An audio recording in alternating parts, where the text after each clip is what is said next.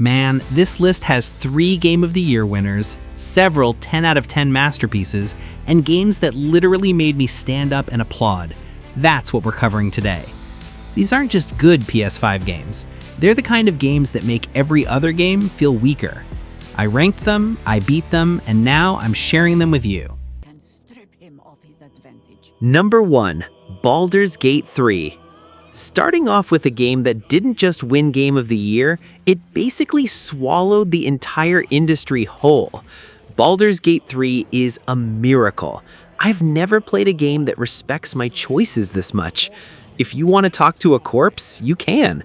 If you want to turn into a sheep and jump off a roof, go for it. The gameplay is deep, turn-based D&D perfection, but it never feels mathy or boring because the stakes are always so personal. The protagonists, or your companions really, are the heart of this thing. Shadowheart, Asterion, Karlach, they feel like actual people with messy lives and deep trauma. I found myself actually stressing out over who to romance or whose quest to finish first. And the villains? Don't even get me started on Ketheric Thorm. The voice acting is top tier, and the branching narrative is so complex that no 2 players ever have the same experience. My only gripe is the third act can feel a bit overwhelming and occasionally buggy because there's just so much happening at once. But man, the freedom! It's the kind of game that makes you feel like the smartest person in the room when you figure out a creative way to skip a boss fight. It's a generational masterpiece, and if you haven't played it, you're missing out on the best RPG ever made. 2. Mafia: The Old Country. Alright, let's pivot to something gritty, classic, and beautifully cinematic. Mafia: The Old Country. After the massive success of the previous games, Hangar 13 is taking us back to the roots, Sicily in the early 1900s. The atmosphere here is just dripping with Godfather vibes. It's a much more linear, focused experience than your typical open-world bloat, and honestly, I love that. It feels like a high-budget mob movie where you're holding the controller. The gameplay is all about that authentic, old-school feel. The gunplay is heavy and deliberate, and driving those vintage cars through the sun-drenched Italian countryside is a vibe all its own. The story focuses on the origin of the mob, and the protagonist's journey into the Omerta Code of Silence is handled with so much grit and realism. It doesn't glamorize the lifestyle, it shows you the brutal cost of loyalty. The only thing I'm cautious about is whether the open world feels too empty between missions, which was a complaint with Mafia 3. But from what I've experienced, the focus is squarely on the narrative. It's a game for people who love a tight, well-acted story about honor, family, and betrayal.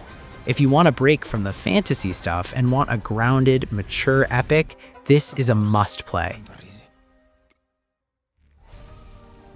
Number 3, Hollow Knight: Silksong. Finally, we can stop asking, where is it? Because Silksong is here, and man, it was worth every second of that agonizing wait. Playing as Hornet is a completely different beast compared to the Knight from the first game. She's faster, more acrobatic, and her moveset is incredibly fluid. The gameplay feels so refined, focusing on her needle and silk abilities that make traversal and combat feel like a lethal, high-speed dance. The world of Farloom is gorgeous in that melancholic, hand-drawn way that only Team Cherry can pull off. The bosses are absolutely terrifying and inventive, and the music? Christopher Larkin's score is a masterpiece that's been on my Spotify loop since I finished the game. It's a Metroidvania at the highest possible level, where every hidden wall and secret shortcut feels like a genuine, hard-earned discovery. The only downside? It's still tough as nails. It demands absolute precision, and that hard but fair difficulty definitely caused a few gamer moments for me, but that's exactly what makes it so rewarding. If you like exploration, tight combat, and a lore-heavy world that doesn't hold your hand, Silksong isn't just a sequel, it's a massive upgrade that stands on its own as a classic. 4. Astro Bot. Let's talk about pure, unadulterated joy. Astro Bot is the game that reminded me why I started playing video games in the first place.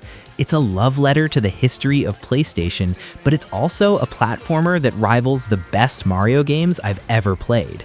The way it uses the DualSense controller is still magic to me. Feeling the difference between walking on sand, glass, or metal through the haptics is just next level immersion.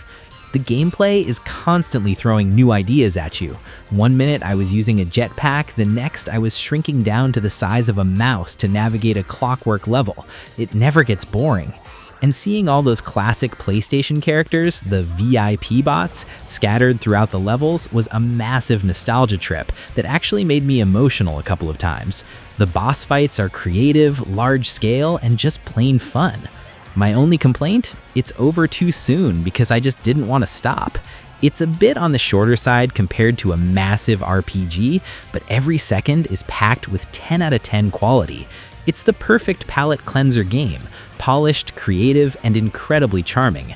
If you own a PS5 and haven't played Astro Bot yet, you're literally missing out on the console's heart and soul.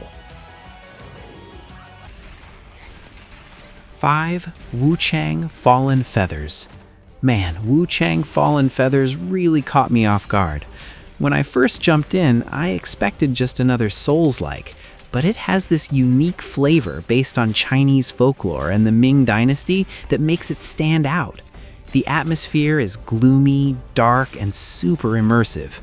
You play as Wuchang, a warrior trying to find her memory in a world plagued by a mysterious illness that turns people into monsters. The gameplay is fast and brutal. It's got that high-stakes combat where one mistake means you're toast, but the parry system is so satisfying once you find the rhythm. I loved the feather mechanics. It adds a layer of supernatural style to the swordplay that feels fresh. The bosses are nightmare fuel, blending traditional Chinese designs with some truly horrific mutations. What I didn't love, sometimes the difficulty spikes felt a bit cheap in certain corridors, and the camera can get a little wonky when you're backed into a corner by a giant monster. But the sense of place and the sheer challenge kept me glued to my seat. If you enjoyed Sekiro or Black Myth Wukong, this is a world you absolutely have to explore. It's gritty, beautiful, and hard as nails. 6. Returnal. If you want to talk about a game that justifies the price of a PS5, it's Returnal. This game is a bullet hell roguelike nightmare that I simply couldn't put down. You play as Celine, an astronaut stuck in a time loop on a terrifying alien planet called Atropos. Every time you die, the world reshapes itself. It's fast, it's frantic, and the 3D audio is so good it actually makes your skin crawl. The gameplay is buttery smooth. Moving Celine feels incredible, dashing through projectiles while firing alien weapons that use the DualSense triggers for alternate firing modes is just peak tech. The story is a mind-bender too. Finding those house sequences where the game turns into a first-person psychological thriller was genuinely spooky. It's a game that rewards skill, but also forces you to adapt to the RNG of the items you find. The downside? It's stressful, man. A bad run can feel like a punch to the gut, especially when you're 2 hours in and die to a stray projectile. But that just one more run feeling is real. It's a dark sci-fi masterpiece that pushes your reflexes to the limit. If you haven't experienced the loop of Returnal yet, prepare for some of the most intense gaming sessions of your life. 7. Dead Space. I played the original back in the day, but the Dead Space remake on PS5 is a whole different beast. Motive Studio didn't just slap a coat of paint on it, they rebuilt the Ishimura into a seamless, terrifying playground. Playing as Isaac Clarke, who actually talks this time, makes the story feel way more personal. The lighting and smoke effects are so good that I was constantly shooting at shadows because I was so on edge. The gameplay is the gold standard for survival horror. The strategic dismemberment is still the best combat gimmick ever. Aiming for the limbs of necromorphs instead of their heads is a total game changer. The new intensity director means the game spawns random noises and enemies to keep you from ever feeling safe. I remember walking through a vent and just hearing a whisper that made me drop my controller. My only gripe? Some of the find the battery puzzles can get a bit tedious when you just want to get to the next epic set piece, but that's a small price to pay for the best horror experience on the console. It's gory, it's atmospheric, and it's a masterclass in tension. If you want to feel true isolation in space, this is your game. Number 8. Demon's Souls. This was the game that launched with the PS5, and honestly, it still looks better than most games coming out today.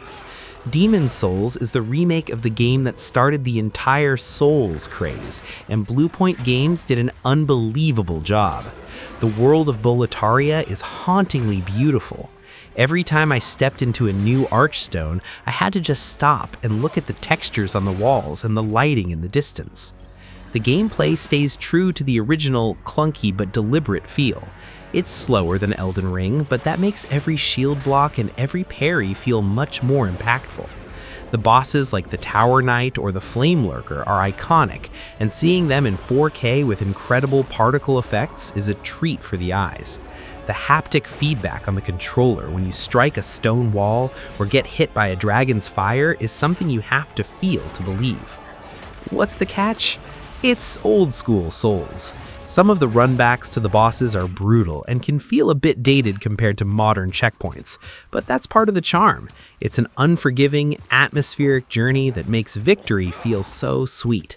It's a dark fantasy epic that every PS5 owner should have in their library just to see what the console can really do.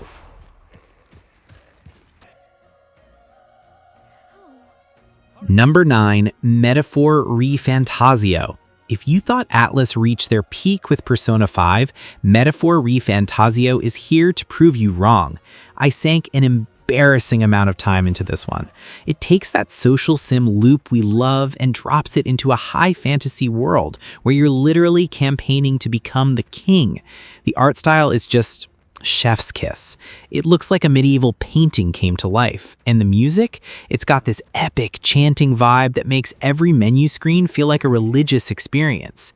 The gameplay is a genius blend of real-time and turn-based combat. You can smack lower-level enemies in the overworld to save time, but the archetype system is where the real depth is. It's basically a job system on steroids. I spent hours perfecting my party's build just to take down some of the optional bosses. The protagonist and the bonds you form actually feel like they have stakes in the political struggle of the kingdom. My only moment, some of the dungeons can be a bit long and start to look a little samey toward the end, but the story is so gripping and the social commentary is so sharp that you won't care. It's a massive, stylish, and deeply rewarding RPG that reminds us why Atlus is the king of this genre. If you want a world you can truly get lost in, this is it. 10. Clair Obscur Expedition 33. Man, Clair Obscur Expedition 33 is a trip. When I first saw it, I thought, a turn-based RPG that looks like a high-end French painting? And man, it delivered. You're part of a doomed expedition trying to stop a paintress from wiping out everyone of a certain age. It's high concept, it's original, and the world is hauntingly beautiful in a way that's hard to describe. The gameplay is what really hooked me. It's turn-based, but it's active. You have to time your dodges and parries in real time while the enemy is attacking, which keeps you totally engaged during every turn. It's not just select a command and wait. The protagonists feel desperate and human, and the stakes of the expedition make every victory feel heavy. The skill system is deep, and discovering how to break an enemy's defense with specific combos is incredibly satisfying. The difficulty can spike pretty hard though. If your timing is off, some of the bosses will absolutely wreck you in 2 turns, which can be frustrating. But that challenge just makes the world feel more dangerous and authentic. It's a brave, unique title that stands out from everything else on the console. If you're looking for something that breaks the mold, you have to play this. 11. Ratchet and Clank Rift Apart. This was one of the first games that made me go, okay, this is next gen. Ratchet and Clank Rift Apart is basically a playable Pixar movie. The way the game uses the SSD to teleport you between completely different dimensions in a split second is still mind-blowing. And playing as Rivet, the new Lombax, was a great move. She's a fantastic character, and her chemistry with Clank is adorable. The gameplay is pure chaotic fun. Insomniac are the masters of crazy weapons. I mean, you're turning enemies into topiary plants and using a mushroom that shoots for you. The DualSense triggers are used perfectly here too. You can feel the click of the trigger for different firing modes. It's accessible, fast-paced, and looks absolutely stunning on a 4K TV. The particle effects and fur textures are just on another level. Is it a bit on the easy side? Yeah, even on the harder settings, it's not exactly Demon's Souls, and it's a relatively short adventure. But every minute is packed with so much polish and charm that it's hard to complain. It's a game that just makes you feel good. If you want a showcase for your PS5's power that's also a blast for all ages, this is the one. Number 12. Marvel's Spider-Man 2. Swinging through New York as Peter Parker and Miles Morales is something I'll never get tired of. Marvel's Spider-Man 2 took everything from the first two games and polished it to a mere finish. The addition of the web wings was a game changer for traversal. You're literally flying between skyscrapers at 100 miles an hour, and the PS5 doesn't drop a single frame. It's a technical marvel. The gameplay is fluid and rhythmic. Switching between Peter's brutal symbiote powers and Miles's flashy bioelectricity makes combat feel fresh for the entire 20-hour campaign. The villains are top tier too. Kraven the Hunter is a terrifying presence, and Venom is everything I wanted him to be. He's scary, powerful, and central to a story that's surprisingly emotional and grounded. What didn't I like? Some of the side activities can feel a bit Ubisofty, collecting things on the map just to clear icons. And I wish we had more time to play as Venom. But the core story and the feeling of being Spider-Man are perfect. It's the ultimate superhero game, and the way it handles the relationship between the two Spideys is really heartfelt. It's an essential PS5 experience, no question. 13. Death Stranding 2 on the beach. Look, I know Hideo Kojima isn't for everyone, but Death Stranding 2 on the beach is a masterpiece of weird. If the first game was about connecting a broken world, this one is about the cost of that connection. The visuals are genuinely some of the best I've ever seen on the PS5. The detail on Sam Porter Bridges' face is so realistic, it's scary. The world is bigger, weirder, and surprisingly more beautiful than before. The gameplay took that walking simulator loop and added so much more depth. The terrain physics are even more brutal now, and the new vehicles and gadgets actually feel essential. But the real hook is the story. It's a psychedelic, philosophical trip that only Kojima could dream up. The villains, especially the flamboyant ones, are so over the top and memorable. It's a slow burn experience that rewards patience with moments of pure cinematic awe. What's the catch? It's still a game about walking and inventory management. If you hated the first one, this won't change your mind. But if you're like me and you find the meditative pace addictive, it's a one-of-a-kind experience. It's a game that stays in your brain long after you've put the controller down. It's bold, it's strange, and it's absolutely worth the journey. 14. Alan Wake 2. I waited over a decade for this, and Alan Wake 2 blew my expectations out of the water. Remedy created a survival horror masterpiece that feels like True Detective mixed with Twin Peaks. The way you switch between Saga Anderson investigating ritualistic murders and Alan Wake trying to write his way out of the dark place is brilliant. The mind place mechanic, where you literally pin clues to a board, made me feel like an actual detective. The gameplay is heavy, tense and incredibly atmospheric. Every light source is a sanctuary, and the combat, while slower than the first game, is much more visceral and terrifying. The transition between live-action footage and in-game graphics is seamless, and honestly, kind of mind-bending. And that Herald of Darkness musical sequence, dude, it's one of the greatest moments in gaming history. I was literally grinning at my TV. My only gripe? Some of the puzzles can be a bit cryptic, and I definitely got lost in the woods a couple of times. But the writing is so sharp and the atmosphere is so thick with dread that I didn't mind. It's a brave, artistic, and deeply psychological game that proves Remedy is at the top of their game. If you like horror with a brain, you have to play this. 15. Ghost of Yōtei. Following up Ghost of Tsushima was a huge task, but Ghost of Yōtei absolutely nailed it. Moving the story to a new era and a new protagonist, Atsu, was a genius move. The world of Hokkaido is breathtaking. Snow-capped mountains, vibrant forests, and a sense of isolation that feels totally different from the first game. The technical polish here is insane. The way the wind moves the grass and the snow reacts to your steps is just wow. The gameplay refined that already perfect samurai combat. The addition of firearms from that era adds a whole new layer to the strategy, but the dance of parries and stances is still the heart of it.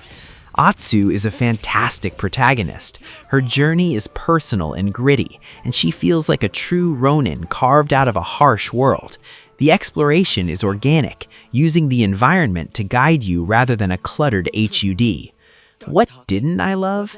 Some of the side activities still feel a little bit like checklists if you're a completionist. But when the core combat and the scenery are this good, it's hard to complain.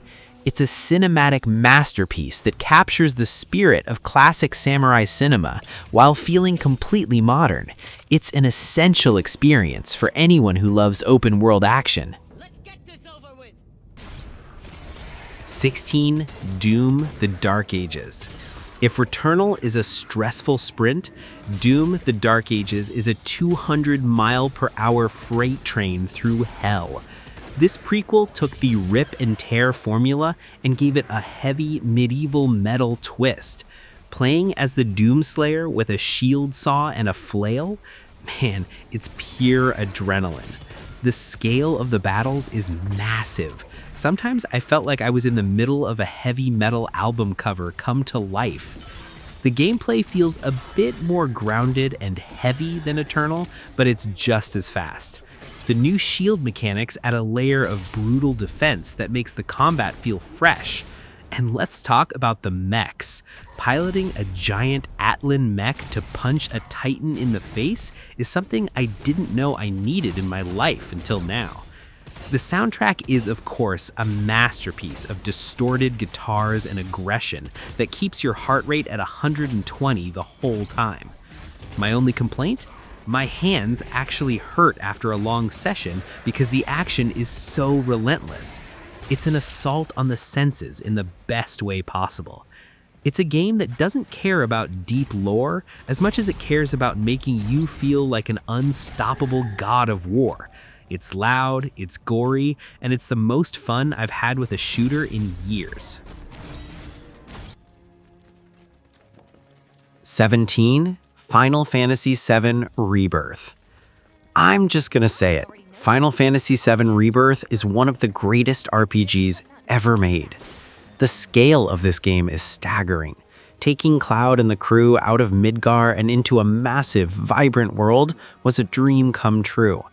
The chemistry between the characters is the soul of the game. The banter, the heart-to-hearts, and the emotional beats hit so much harder because you actually care about this group. The gameplay is a perfect evolution of the hybrid combat system. The synergy moves between party members add a layer of strategy that makes every fight look like a choreographed movie scene. And the mini-games, man, I spent way too much time playing Queen's Blood. The world is packed with stuff to do, and for the first time in a long time, an open world didn't feel like a chore to explore. It felt like an adventure. The downside? It is massive. If you're a completionist, this game will eat 150 hours of your life and still ask for more. Some of the Kate Sith sections were a bit polarizing for me too, but the ending, the way they handled the iconic story beats while keeping us on our toes was brilliant. It's a love letter to the fans and a massive achievement for Square Enix. It's a journey you'll never forget. 18. Silent Hill 2 Remake. Closing out the list with a game that genuinely disturbed me. Silent Hill 2 Remake rebuilding a masterpiece is dangerous, but Bloober Team absolutely crushed it. The atmosphere in this town is so thick with fog and dread that I found myself taking breaks just to lower my heart rate. James Sunderland's journey into his own guilt and trauma is one of the most mature and disturbing stories in gaming, and the remake treats it with the respect it deserves. The gameplay was modernized perfectly. The over-the-shoulder camera makes the combat feel clumsy and desperate, which fits James perfectly because he's not a soldier. Every encounter with a lying figure or the terrifying pyramid head is a struggle for survival. The sound design is the real star though. The static on the radio and the wet, squelching noises in the darkness are pure nightmare fuel.